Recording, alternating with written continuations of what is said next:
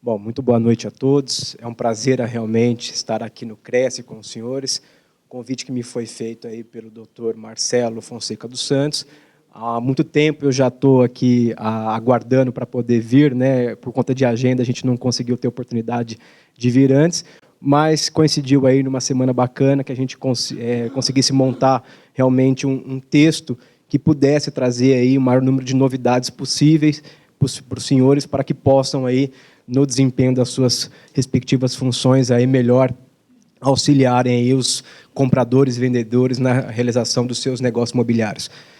A minha atuação primordial, né, ela realmente é focada no direito do trabalho, né, eu sou funcionário de carreira do tribunal há mais de 10 anos, além disso já fui advogado também, porém, de um tempo para cá, por conta justamente, até por uma experiência pessoal, até comentei agora há pouco, eu estive num processo de compra e venda, inclusive, do meu imóvel que eu adquiri recentemente, e de lá surgiu a ideia de trazer realmente para os senhores essas ideias principais sobre a questão de fraude, porque muitos foram os casos em que eu me deparei com o imóvel que eu iria adquirir, porém, depois, aí, numa melhor análise da documentação, eu acabei desistindo, não foi uma nem duas, foram várias vezes, porque justamente eu, pelo menos, até porque a minha formação assim me permite, eu visualizei muitas questões, pelo menos em tese, que pudessem implicar em fraude. Então, isso, de uma certa forma, acredito eu que seja bastante relevante para os senhores na condução dos seus respectivos negócios. E eu também trago essa questão da experiência do Justiça do Trabalho aí de mais de 10 anos, porque nós somos vistos, né, pelo menos dentro do ramo do Poder Judiciário, como aquele que, em tese, seria menos técnico, né? Infelizmente, é um jargão que a gente vem escutando muito de um tempo para cá. Porém, eu fazendo uma análise aí dos demais ramos, aí entrando na Justiça Comum, na Justiça Federal, eu pude concluir, na verdade, que todos nós estamos, de uma certa forma, deficientes em relação a alguns critérios objetivos que temos que observar para, eventualmente, aí, evitar o que nós chamamos de fraudes. E eu falo isso do ponto de vista da Justiça Estadual, da Justiça Federal e também da Justiça do Trabalho. Por quê? Porque as fraudes elas existem nos processos trabalhistas, elas existem nos processos civis como um todo, na questão tributária principalmente, né, embora não será o meu enfoque aqui com os senhores. Então, por essa razão, eu entendi por bem trazer essa temática com vocês. Vamos me permitir ficar aqui um pouco na tribuna, porque são muitos detalhes que eu tentei trazer aqui para vocês, para que a gente, então, possa, aí, em conjunto, melhor trabalhar essa situação. E, a respeito do propósito da palestra, né, o porquê de perdas e danos do corretor, eu não vou aqui ler artigo de lei, porém, basta fazer uma análise, né, do próprio 722 e seguintes do Código Civil, que trata da corretagem, né, que os senhores vão observar lá que, no artigo 723 e parágrafo único, tem realmente, de forma expressa, né, a disciplina com relação às obrigações do corretor, no caso, o colega, né? Então, está lá, de forma bem evidente, que seriam elas, né, executar a mediação com diligência e prudência, ou seja, cabe realmente ao colega corretor, nessa função aí de intermediar realmente essa transação, conduzir, né, o processo aí de uma forma diligente e prudente. É uma obrigação imposta pelo legislador. Ainda, prestar ao cliente, né, de forma espontânea, ou seja, nem é provocada, tá, todas as informações sobre o negócio, ou seja, mais uma vez o legislador vem e coloca como obrigação legal, né, do corretor prestar justamente todos os esclarecimentos hábeis, né, para que o negócio possa vir a ser concluído. E aí vem no parágrafo único do 723, disciplinando justamente a questão da responsabilidade civil, porque realmente vem o Código tratar de uma responsabilidade civil, no caso do corretor, de responder por perdas e danos, se ele, porventura, não prestar os esclarecimentos sobre a segurança do negócio jurídico, e segurança nós vamos tratar justamente a questão agora das fraudes, tá? E além de outros fatores que possam vir a interferir na própria execução do negócio. Então, eu acho que de todo oportuno trazer essa sistemática para que a gente possa, então, melhor desenvolver essa questão. Muito bem. Eu vou partir do ponto um pouco da legislação e trazendo sempre decisões dos tribunais superiores. E por que eu digo isso para vocês? embora faça parte do Poder Judiciário, eu não vou me apegar muito em decisões de primeiro e de segundo grau, né, porque, de fato, quem determina a jurisprudência até de uma forma aí uniforme em relação ao Brasil inteiro são os tribunais superiores, em particular o Superior Tribunal de Justiça e o Tribunal Superior do Trabalho, que vão realmente enfrentar a questão do ponto de vista de legislação infraconstitucional. Então, eu vou me basear, na verdade, com base, na verdade, sendo bem redundante, nos precedentes, principalmente por conta aí, da sistemática nova que foi incorporada do efeito repetitivo. E aí vou trazer um em particular que, na minha opinião, vai nortear e vem norteando, né, muitas questões envolvendo litígios imobiliários, como a decisão recente que teve no Superior Tribunal de Justiça. Então, eu começo falando justamente da responsabilidade patrimonial. E por que dessa responsabilidade patrimonial que está ali no princípio, né, trazido no 591 do Código de Processo Civil? Porque todo devedor responde com bens, né, não é com o seu próprio corpo. Ainda há uma exceção dentro do nosso ordenamento jurídico, que trata especificamente da prestação de pensão alimentícia, mas, em regra, todos os bens, como diz aí o caput do 591, presentes e futuros, e eu quero destacar já essa questão, porque nós vamos tratar aqui de fraude à execução, fraude a credores, tá? E atos de disposição de bens já gravados com algum respectivo ônus, que justamente criam todos esses problemas envolvendo a documentação. Então, em regra, né, todos os bens presentes e futuros são, né, vamos dizer assim, né, tangenciados pelo legislador para que, então, possam vir a ser demandados numa futura ação, aí, seja trabalhista, civil ou tributária. Agora, aonde entra essa questão, então, do imóvel? Né? Porque fala, bom, nós estamos falando aqui de imóvel, nós estamos aqui dentro do Cresce, mas e a questão do imóvel? Se vocês forem lá no 600, eu vou falar alguns artigos de lei, se quiserem tomar nota, fiquem à vontade, porque não todos estão aqui na transparência, tá? No 655, do Código de Processo Civil, existe uma ordem, tá? Que vai disciplinar sobre o que vai recair ou não aquela determinada execução.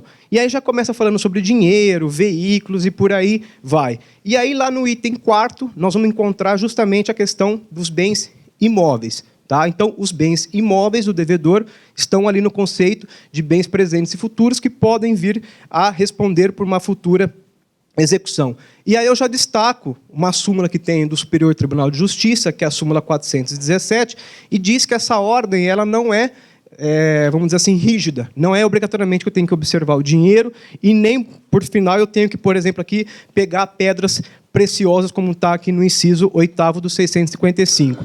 Isso daí é muito variável, vai depender muito da questão da liquidez ou não do bem. E aí, por exemplo, eu trago aqui essa decisão do Superior Tribunal de Justiça, vejam que é totalmente recente, aqui de junho de 2015, está lá no informativo deles, inclusive quem tiver interesse, não sei se há interesse, mas todos os tribunais superiores, eles, na verdade, redigem as suas emendas, né, dos julgados por meio dos informativos que são disponibilizados a cada 15 ou semanalmente, ou às vezes uma vez ao mês. Então, lá há a compilação, na verdade, das principais decisões trazidas, aí, dependendo da matéria.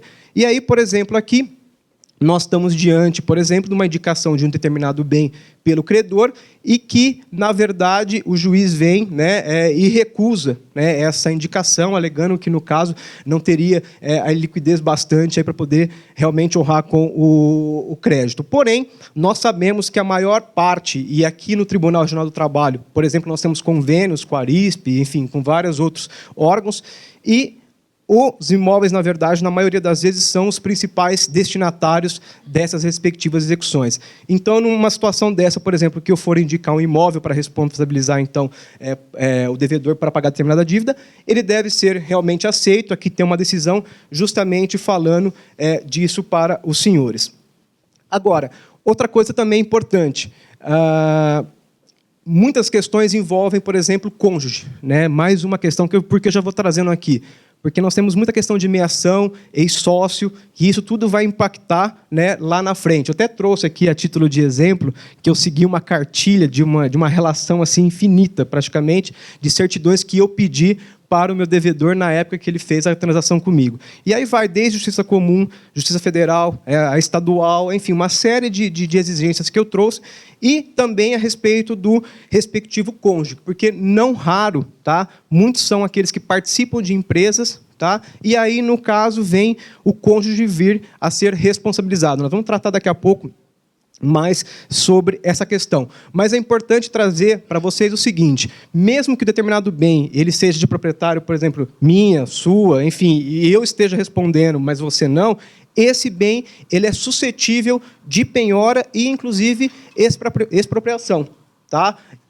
Tem uma decisão aqui que também não está aqui, porque eu fui anotando aqui, vindo para cá, que eu achei bastante interessante, do ministro Vilas Boas Cueva, que até parte ideal, hoje, o Superior Tribunal de Justiça vem autorizando a determinada penhora.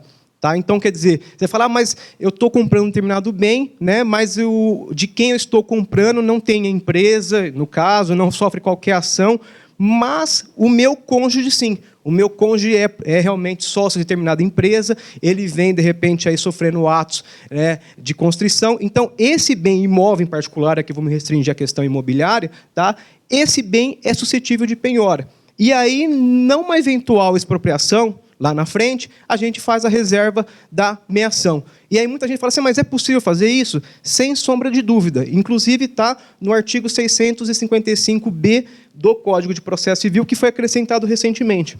Então, é possível sim a penhora, ainda que você vá afetar aí direitos de terceiros que não estejam aí sendo responsabilizados por aquela demanda. Tá bem? Então, bom, vem o 592 tratando do que nós chamamos de responsabilidade executiva secundária ou subsidiária, que são aquelas hipóteses, inclusive, que, na verdade, outras pessoas vão honrar, né, a dívida, né, que é existente aí por parte do seu devedor principal. Agora, eu quero chamar a atenção dos senhores, né, principalmente para dois itens que estão ali. Sócio, tá, que é praticamente o maior índice de fraude envolvendo aí todos os processos judiciais acabam entrando nessa questão dos sócios, tá? E alienação, ou no caso, aí, bens gravados com ônus real, em fraude à execução. Esses são os dois principais pontos que a gente vê nos processos, principalmente trabalhistas, e que acabam realmente importando em fraudes envolvendo, por exemplo, terceiros. E aí, já na sequência, eu trago para os senhores a questão aí da fraude à execução. Lembrando que vamos tratar aqui especificamente dela, tá? Depois, um pouquinho aí de atos, né, de alienação de imóveis gravados com ônus real e, por fim, sobre fraude contra credores. Se der tempo, vou falar um pouquinho de desconsideração da personalidade jurídica, envolvendo também essa questão, e a questão do ex-sócio, que é campeão de vendas. Hoje mesmo eu peguei um processo no tribunal que o ex-sócio veio ser chamado a ser responsabilizado depois de quase 25 anos. Né? E o imóvel dele, inclusive, estava já suscetível aí de reconhecimento de fraude. Então, nós temos realmente muita incidência no particular em relação a essa questão. Muito bem, então, em relação à fraude à execução propriamente dita. Tá?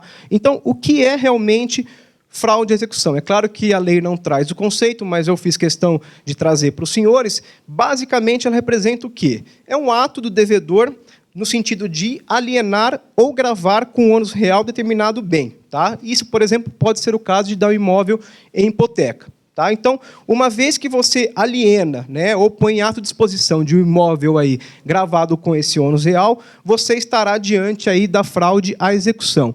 E essa fraude à execução, vocês vão ver lá na frente comigo, ela não só será considerada ineficaz naquele processo que esteja sendo discutido a questão, como também vai importar para o devedor uma penalidade, porque representa um ato atentatório à dignidade da justiça. Está lá no artigo 600 do Código de Processo Civil e que, inclusive, autoriza ao executado uma penalidade de até 20% que seja acrescido ao valor da execução. Então, é importante que a gente trate aí especificamente sobre isso. Agora, eu quero chamar a atenção dos senhores o seguinte: a maioria das discussões envolvendo fraude à execução diz respeito justamente, como eu falei, sócio e, no caso aí, dos alienados aí em fraude à execução. E no 593, os senhores vão observar lá que está dizendo, né, quando sobre eles pender ação fundada em direito real, e o item segundo, que esse é o principal, quando ao tempo da alienação ou oneração corria contra o devedor demanda capaz de reduzi-lo à insolvência. E por que eu digo isso? E qual realmente é o maior, na verdade, na minha opinião,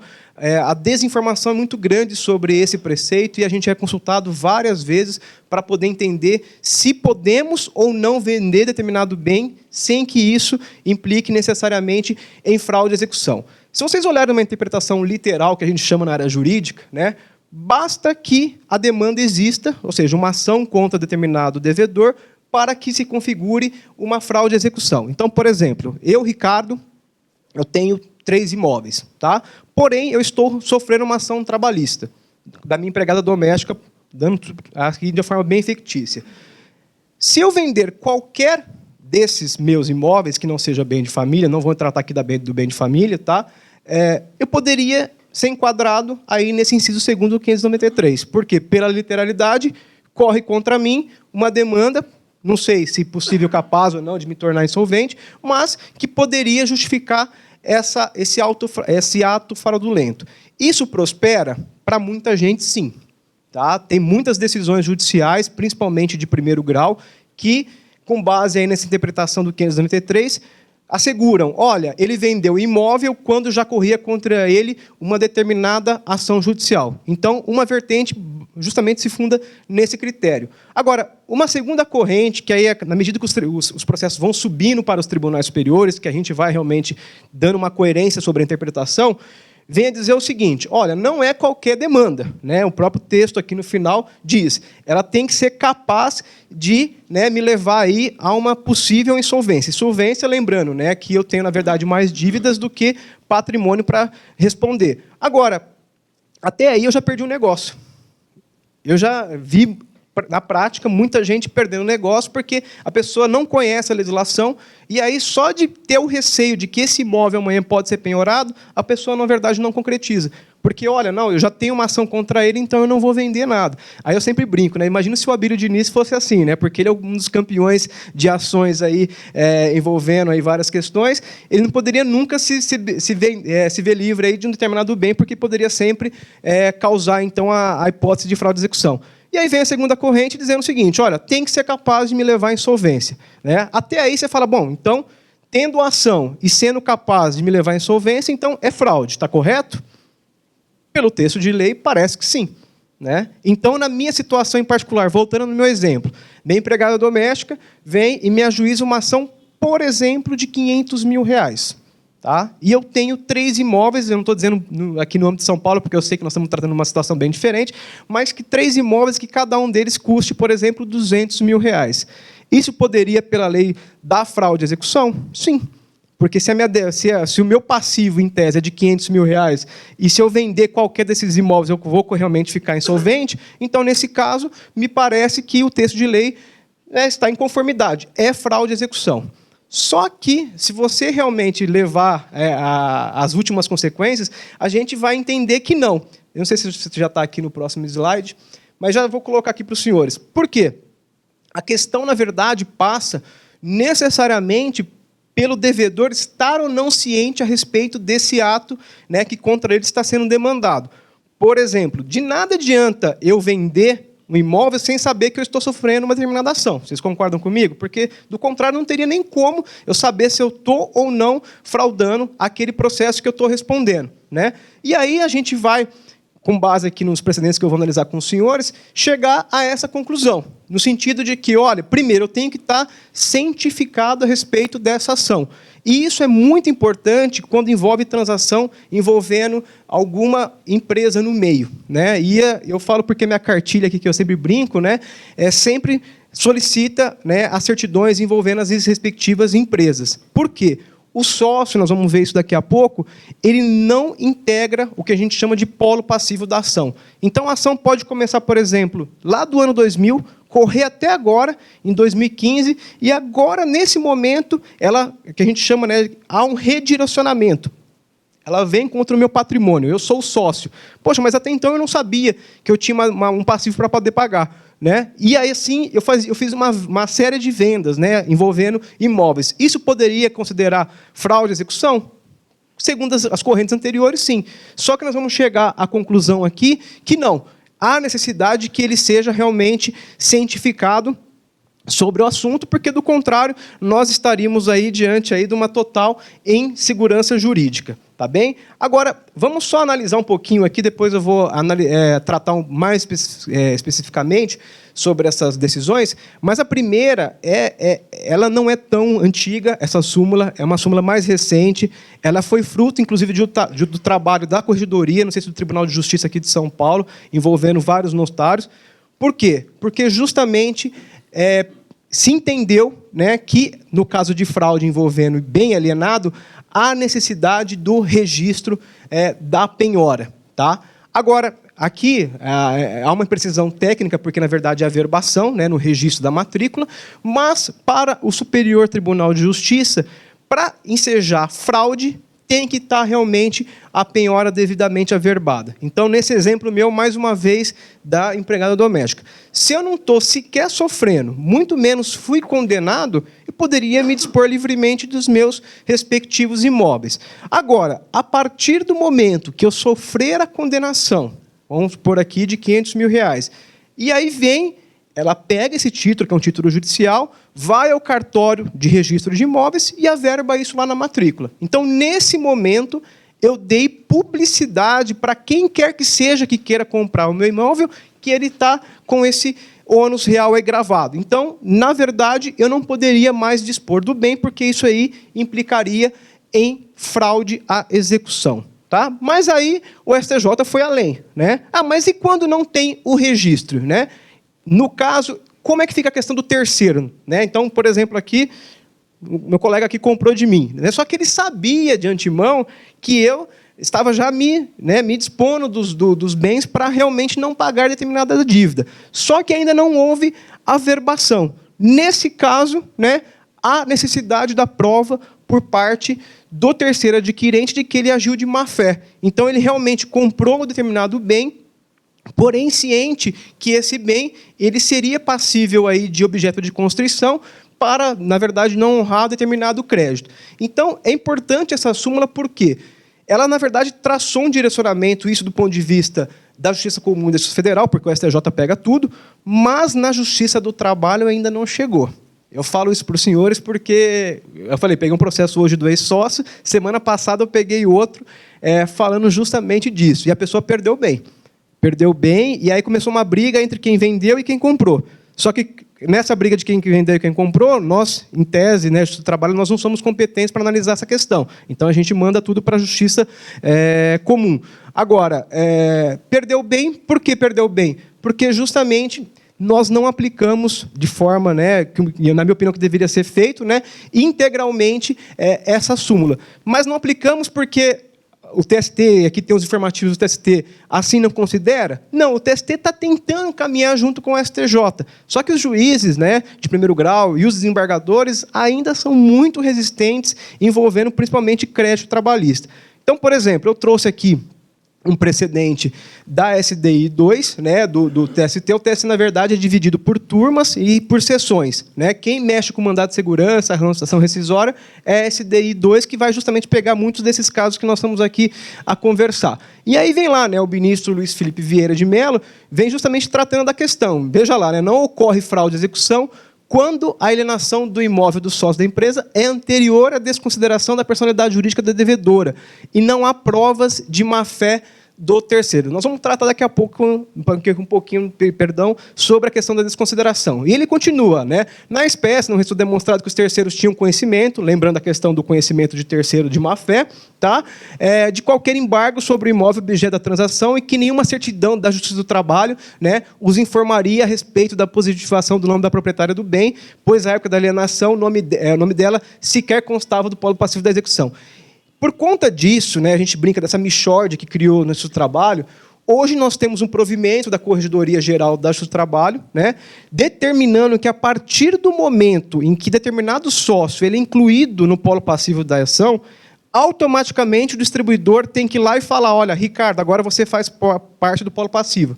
Porque, do contrário, se Ricardo tem a empresa alfa, eu vou lá na Justiça do Trabalho, peço a certidão, não vai constar nada no meu nome. E aí, quer dizer, não teria como o terceiro saber que eu fiz a alienação de forma fraudulenta. Então, não faz muito tempo também isso, a partir de agora, necessário também que conste a que a gente chama de retificação da autuação lá no nosso trabalho. Aí mais um precedente também que eu trago para os senhores, a respeito também da fraude de execução. E veja, né, para a caracterização da fraude de execução, quando inexistente penhora escrita no registro imobiliário, ou seja, está de acordo com a súmula 375, não basta a constatação de que o negócio jurídico se operou no curso do processo em desfavor do devedor, que é um requisito objetivo, tem que ter ação, aquilo que nós conversamos anteriormente. Tá? Mas também a demonstração de má-fé do terceiro, é o outro requisito subjetivo que a gente vem tratando também, sob pena de desrespeito da segurança jurídica. Só que, gente, isso daqui chegou ao TST. Isso porque chegou, né? Muitos são os casos que não chegam. Até lá, já criou uma série de situações complicadas, muita gente já não fez o negócio, e quando fez, já desfez, aí começa uma sem número de ações judiciais para cá e para lá, e eu vou dizer que eu já vi casos que os corretores entram no meio. Eles acionam e colocam o corretor no polo passivo, justamente com base aonde? Naquele dispositivo do Código Civil que eu falei para os senhores, da necessidade, né, de se esclarecer por parte do corretor essas informações que possam, né, eventualmente, não levar à concretização do negócio. Então, está aí o registro, só que, como eu disse, até chegar lá, muita gente já perdeu o imóvel, enfim, muitas coisas acabaram não dando certo. Mais um precedente também aí sobre a questão da fraude, mas é praticamente no mesmo entendimento em relação ao anterior. Eu vou andar um pouquinho, porque, como eu sempre imagino, né, a gente fala muito e perde noção do tempo, e aí, professor, é complicado, né, porque você acaba se perdendo, vai enrolando, mas vamos dar sequência aqui. Eu não sei se vai ser disponibilizado depois o slide aqui para o pessoal do Cresce, mas fiquem à vontade, depois meus contatos estarão aqui, tá? Podem mandar e-mail, não tem problema, que eu faço a disponibilização para os senhores, tá ok? Dando sequência, a questão do fiador, como eu falei, do sócio e do espólio. Eu não vou tratar especificamente, assim, de forma densa em relação a eles, mas, nesses casos também, é o que a gente chama de responsabilidade executiva subsidiária. Tá? E veja que a questão do fiador, né, todos nós aqui sabemos que o fiador responde, no caso de contrato de fiança, é muito grave. Tá? Porque mesmo, por exemplo, que ele indique bens aí do real devedor, se esses bens, diz lá o 595, né, forem insuficientes à satisfação do credor, o próprio bem do fiador ainda continua litigioso. Então, não adianta de nada. Eu falo isso porque teve uma situação familiar, que aconteceu exatamente isso, que nós fomos fiadores numa situação aí bem complicada. Mesmo indicando bens, o juiz entendeu que não. Olha, esses bens eram suficientes, e se você vender qualquer coisa, meu pai precisava vender um apartamento, se você vender, vai dar fraude de execução. Então, o juiz ainda deu uma canetada dizendo, olha, estou te alertando. Então, quer dizer, no fiador, para ele se, vamos dizer, colocar assim, desonerar dessa responsabilidade que ele tem, esses bens que ele tem indicado ao devedor têm que ser suficientes para poder garantir a execução, porque, do contrário, ele vai continuar respondendo aí pelo processo. Veja a questão dos sócios, que nós vamos tratar mais daqui a pouco sobre isso.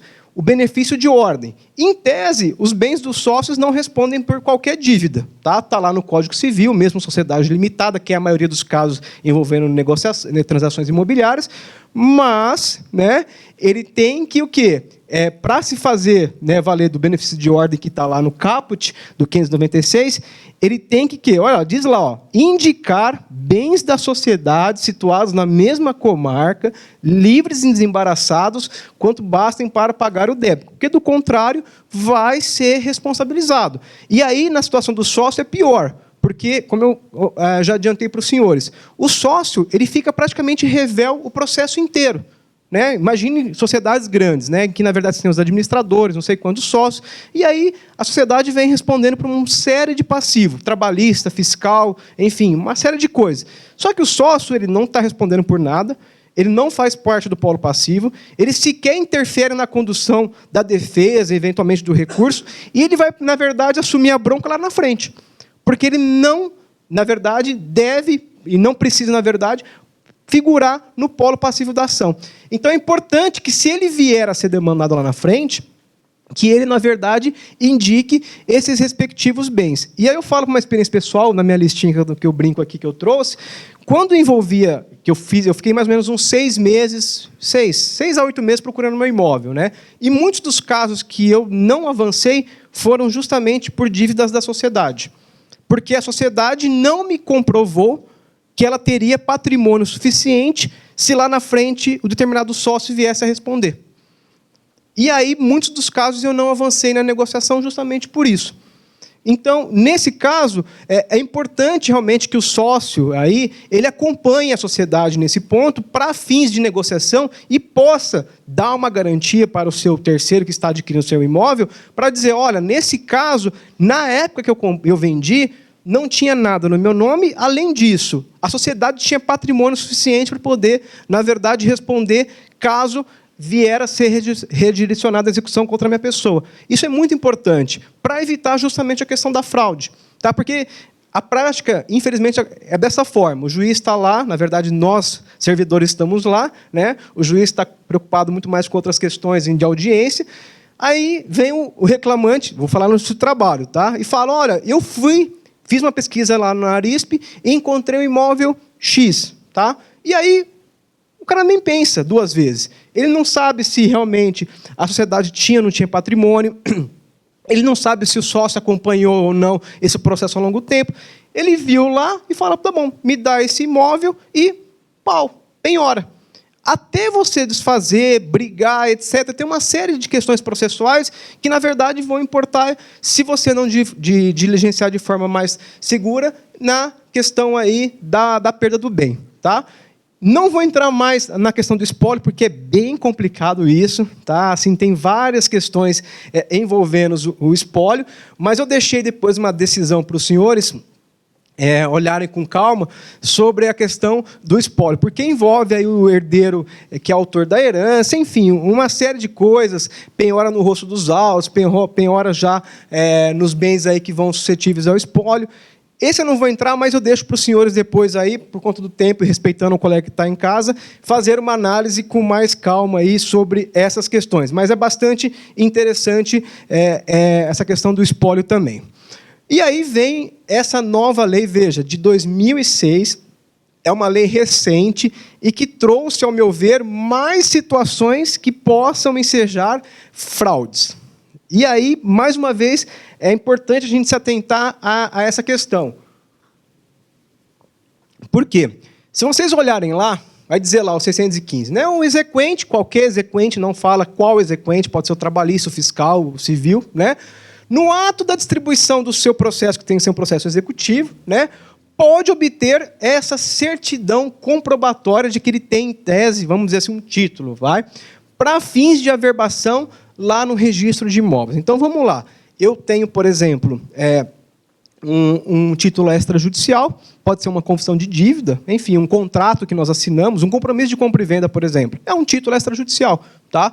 E, porventura, deu algum problema nesse compromisso de compra e venda, e aí eu vou entrar com a execução desse título desse compromisso de compra e venda. Por exemplo, arras, né? Eu dei um sinal, depois eu vi que o negócio não ficou bacana, ele tem que me devolver em dobro, ele não quer me devolver, então, por sacanagem, eu já vi isso, né? Eu vou lá, o que eu faço?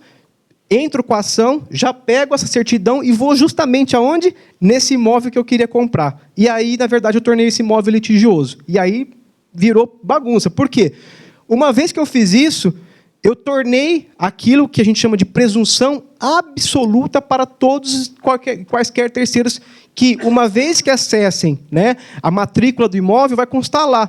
Tem uma averbação, né, porque eu estou movendo uma ação executiva contra esse determinado devedor. E é comum, gente, parece que não, mas é comum, principalmente quando envolve essa questão de sinal. Né? Ah, o cara não quer me devolver, tem que devolver em dobro, aquelas brigas que todos aqui conhecem melhor do que eu. Aí o cara faz de sacanagem o quê?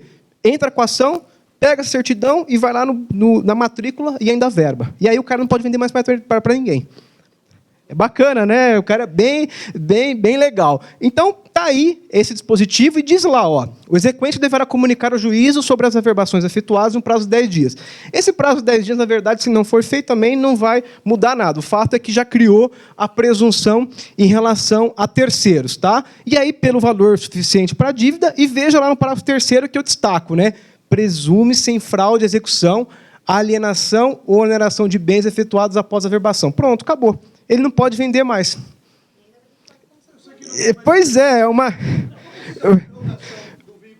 Pois é, depois a gente vai entrar nessa questão, né, das perguntas, né, se atentando justamente ao que me foi orientado, mas a gente vai entrar nisso também, espero. Né? Não era a tese, mas depois a gente comenta isso. Mas vejam, esse dispositivo, na verdade, ele é muito bem colocado nos tempos atuais, e eu vou deixar para os senhores também, não está no slide, mas é de importância assim, fundamental consultarem essa decisão do STJ. Por que essa decisão do STJ? De um tempo para cá, vocês devem estar ouvindo falar muito de decisões que têm repercussão geral aí para todos os tribunais. Né? Aquela coisa que o Supremo decidiu, na verdade, todo mundo tem que cumprir. O Superior Tribunal de Justiça já tem uma legislação própria também sobre isso que a gente chama do efeito repetitivo. Tá? Então, uma vez que foi decidido isso lá no STJ, vamos colocar assim, vincula em relação a todos os tribunais. Exemplo que é uma questão do dia e, certamente, para os senhores, então, é mais importante do que para mim. Está afetado, por exemplo, em matéria de recurso repetitivo, a questão da comissão do corretor que fica lá no estande de venda. Não sei se vocês estão acompanhando essa decisão. Aqui, em São Paulo, o juizado de pequenas causas, ele já definiu que o corretor que fica lá no estande de vendas, por exemplo, a obrigação do pagamento da corretagem fica por conta de quem? De quem está comprando.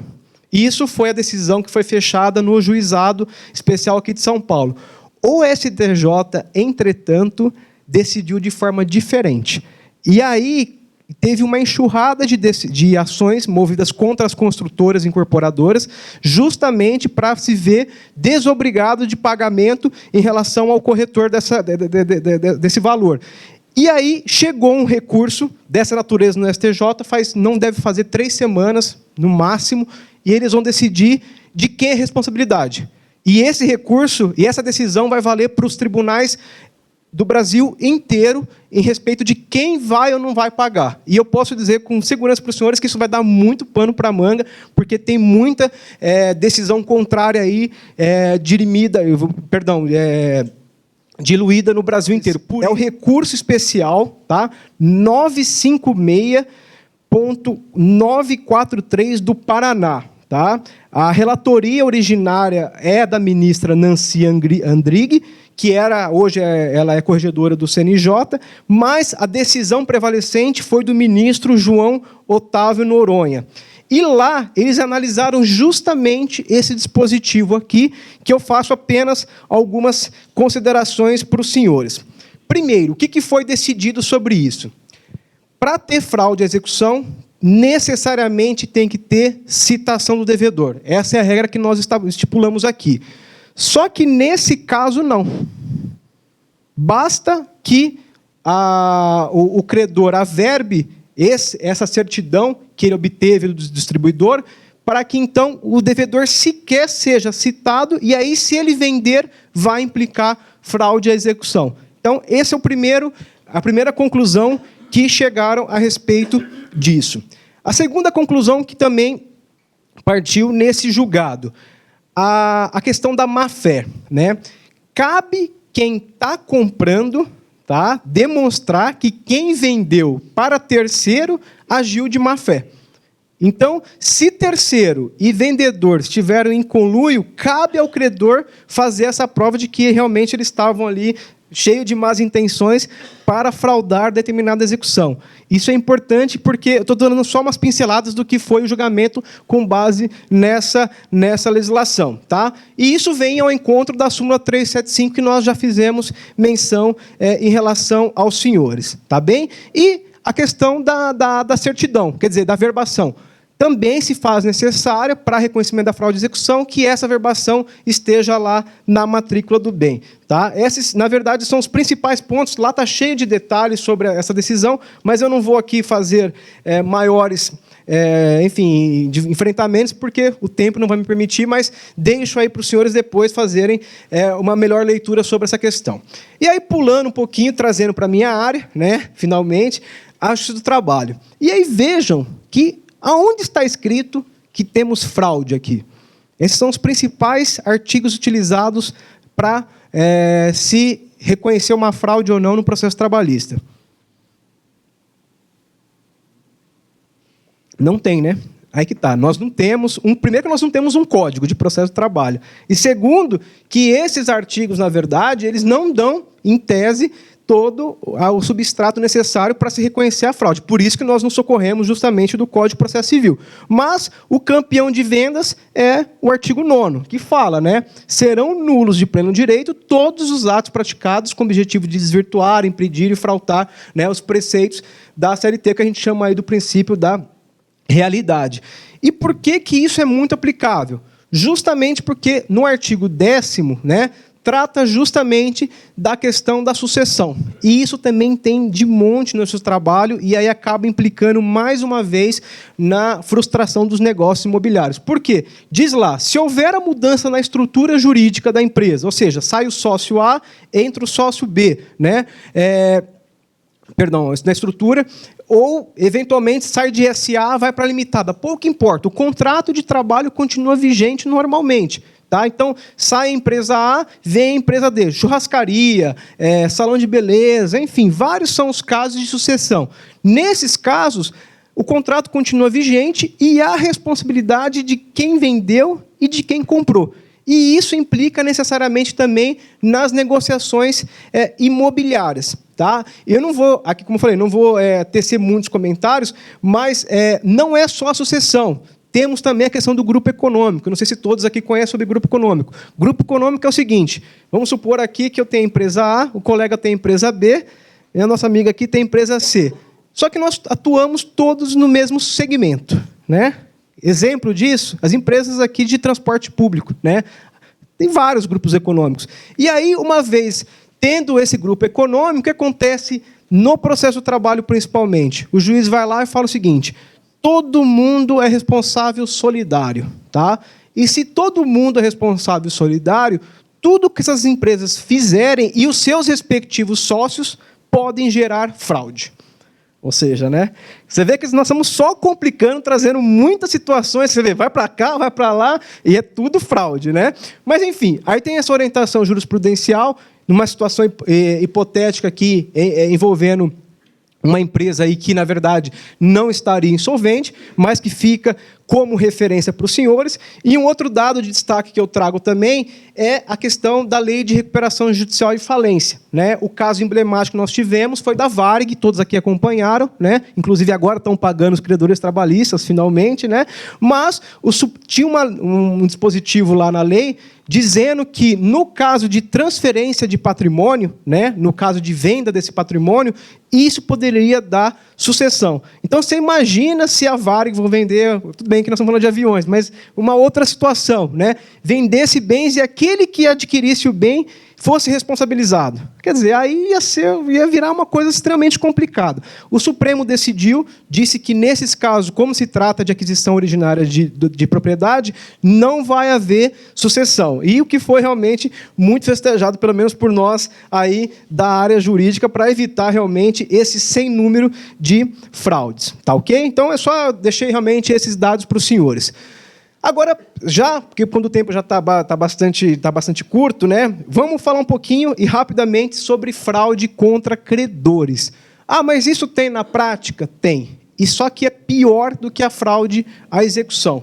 Por que é pior que a fraude à execução, no meu pensamento? A fraude à execução, se o juiz entender que é fraude à execução, aquela alienação, ou seja, aquela transação imobiliária, ela é ineficaz perante aquele determinado credor, daquela determinada ação.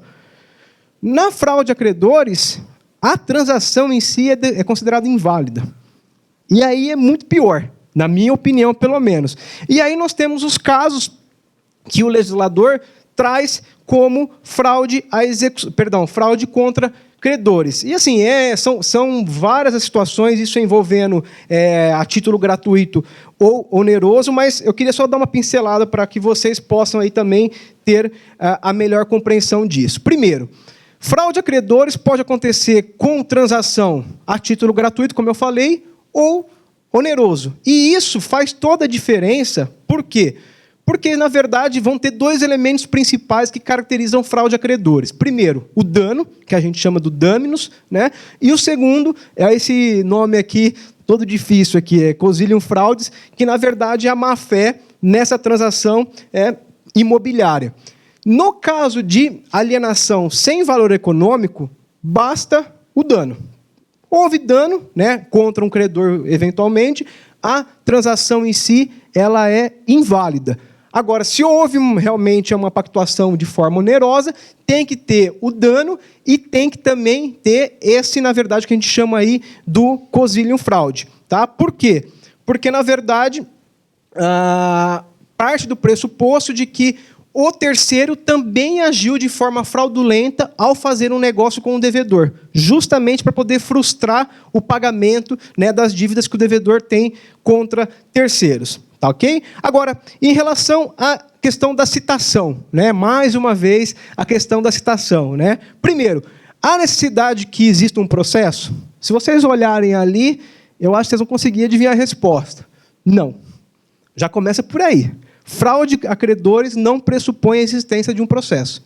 Ou seja, fica mais louco ainda a questão. Quer dizer, que nem sequer processo tem e ainda assim pode implicar em fraude. Essa é a primeira questão bastante tormentosa. Se não há processo, vocês têm que concordar comigo que o devedor sequer, né, teve ciência de nada que estava sendo ali de eventual fraude que estava ocorrendo na alienação, muito menos quem está comprando. Né? Então, nesse caso, não há necessidade, óbvio, do processo e muito menos da ciência do devedor. E aí, o problema maior é o seguinte, e aquela verbação que nós tratamos anteriormente? Né?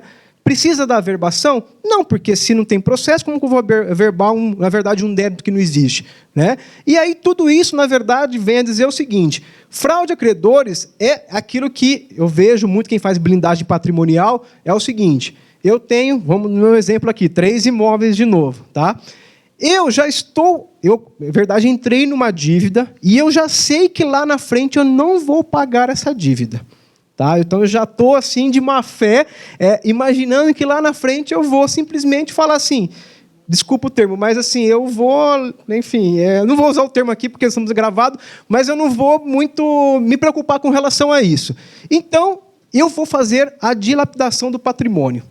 E aí, como que eu vou reconhecer a fraude a credores? Para isso, necessariamente, eu tenho que ter o quê? Primeiro, um prejuízo em relação a um credor, tá?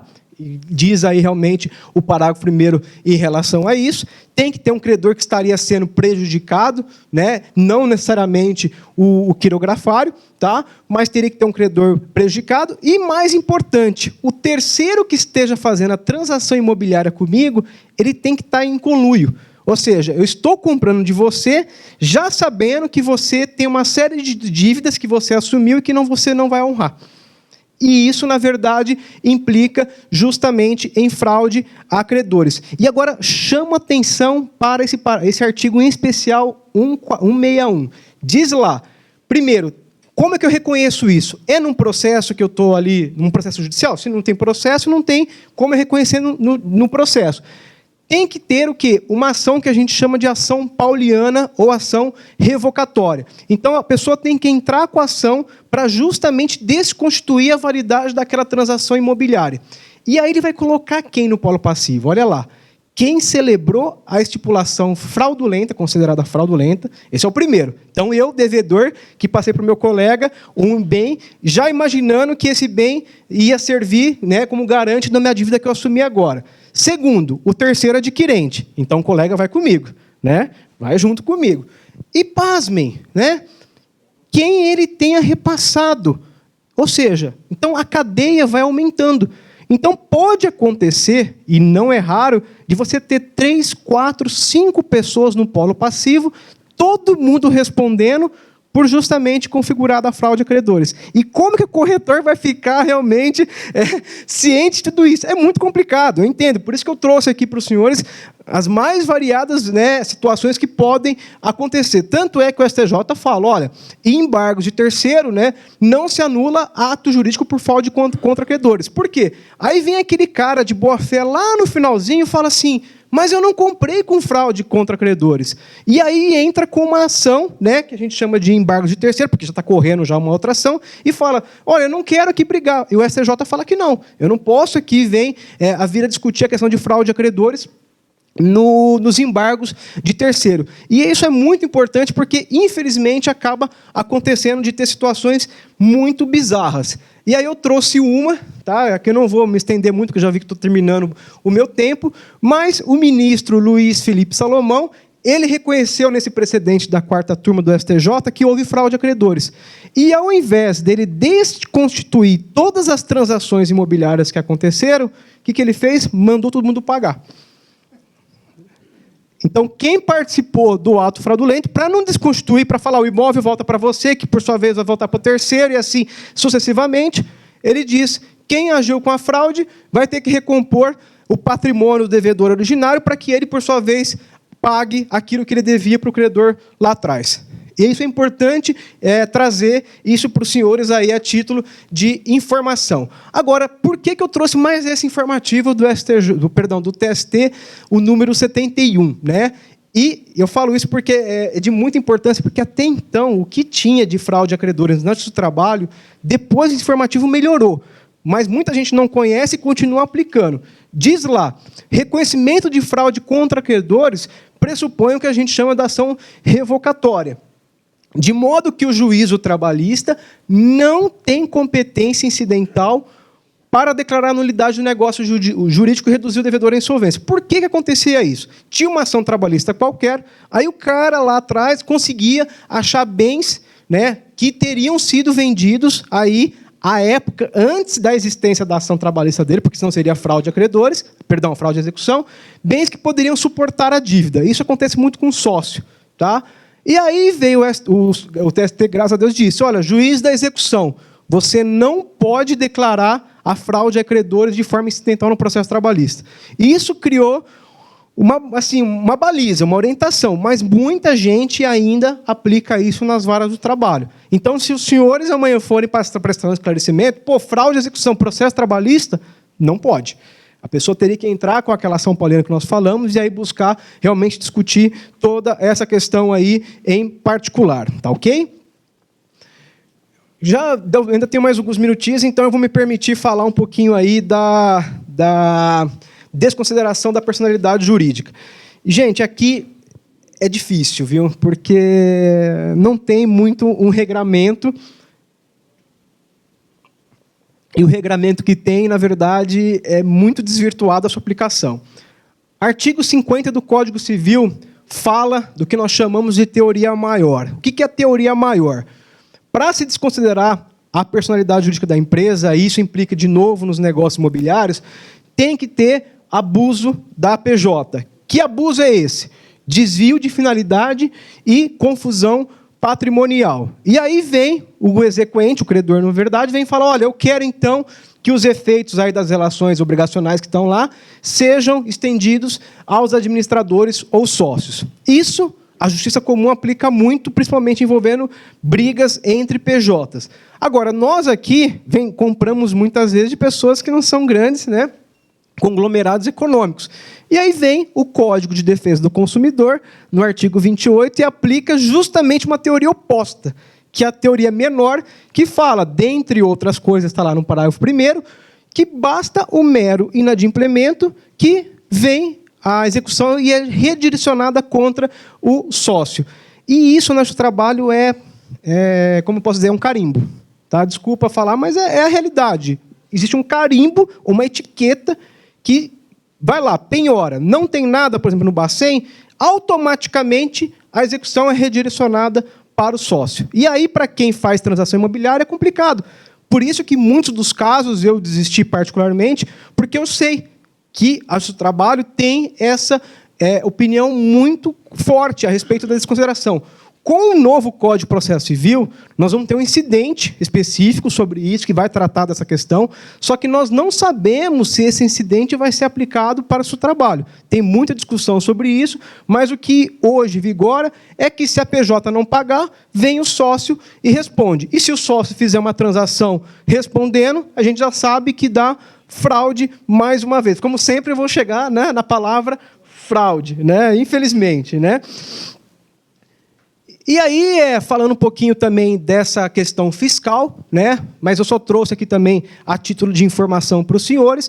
O STJ também, em matéria fiscal, aí dívida ativa aí, ou não tributária, vem responsabilizando também administradores e sócios de pessoas jurídicas, justamente pelos atos que praticam. E aí, de novo, cai em cima o débito do patrimônio dos administradores e sócios. Tanto é que na minha listinha, que eu já citei umas 10 vezes, eu sempre coloco lá, você é administrador de PJ? Sou.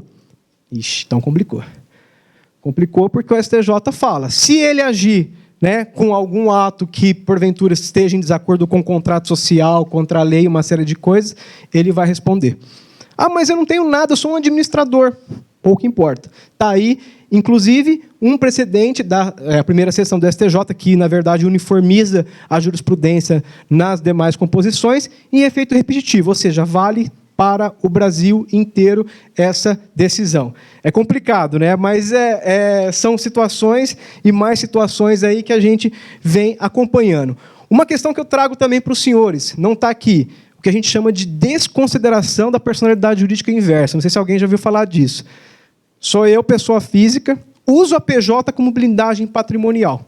Ou seja, quem tem a dívida sou eu, só que o que eu faço? Eu pego todo o meu patrimônio e jogo dentro da PJ. Isso é fraude? Isso é fraude. E aí você vai com a execução caminhando contra a PJ, e aí, mais uma vez, se o patrimônio estiver lá, ele vai ser responsabilizado pelas minhas dívidas. Inclusive, isso foi objeto de questionamento da magistratura do concurso, que acabou de sair o resultado agora à tarde, aqui de São Paulo, e perguntaram para os candidatos justamente da questão da responsabilidade inversa, né, da personalidade jurídica. Então, também, mais uma vez, aí, é uma hipótese de fraude. Olha, eu trouxe aqui também, mais para elucidar a questão, né? Eu já vi que o tempo finalizou, mas veja, olha, não precisa de ação autônoma para poder desconsiderar a personalidade jurídica. Está aqui o STJ. O mais importante aqui na de baixo, o sócio sequer é intimado. Então, é assim, ele está lá quietinho, de repente, ele entra na conta bancária, ou ele vai lá vender o bem, e o bem já está penhorado. Porque sequer ele é intimado. Citado no caso, né? Ele só é intimado de que ele já sofreu a constrição. Está aqui o STJ, mais uma vez, decidindo sobre isso. E nosso trabalho, meus amigos, é o que mais tem. E eu posso falar assim que a cada dia eu me surpreendo com algumas decisões justamente nesse sentido. Não vai dar tempo, tá? Até porque o tempo já se esgotou. Eu vou deixar os meus contatos, mas eu vou falar sobre a questão do ex-sócio, tá? Que é campeão de bilheteria. Está aqui os meus e-mails, tá? Fiquem à vontade aí em me procurarem. Eu passo aqui o slide para os senhores. Quem quiser, eu escrevo aí semanalmente algumas colunas. Está lá o site Mega Jurídico, o jornal Jurid e a empresa Foco Fiscal Gestão Educacional. Mas, para facilitar também para os senhores, o que eu fiz? Eu escrevi um texto essa semana, que inclusive está sendo publicado hoje, né? Se vocês entrarem nessas colunas, já podem ter acesso. E eu escrevi sobre a fraude contra credores, tá? E a impossibilidade do seu reconhecimento do trabalho. Então, tem um texto de hoje, já nessas colunas, aí basta entrar aí nesses sites, procurar lá o meu nome, Ricardo Calcini, ou se vocês ainda se entenderem, Twitter, Facebook, LinkedIn eu também uso bastante, tá? Então, tem um texto resumindo aí sobre fraude a credores, e tem um outro sobre fraude à execução, que eu escrevi em abril deste ano, e envolvendo também a responsabilidade do ex-sócio. Então, eu procurei aí, pelo menos, fazer meu dever de casa, de trazer algum texto, compilando algumas informações, porque eu sei que é muita coisa para os senhores. Bom, reitero meu agradecimento aqui a todos, né, a você de casa aí que me escutou também com paciência. Espero que tenha tido aí a oportunidade de passar alguma coisa para os senhores, que tenham realmente aprendido alguma coisa, mas fico inteiramente à disposição aí para os nossos debates. Muito obrigado, com a atenção que me ouviram.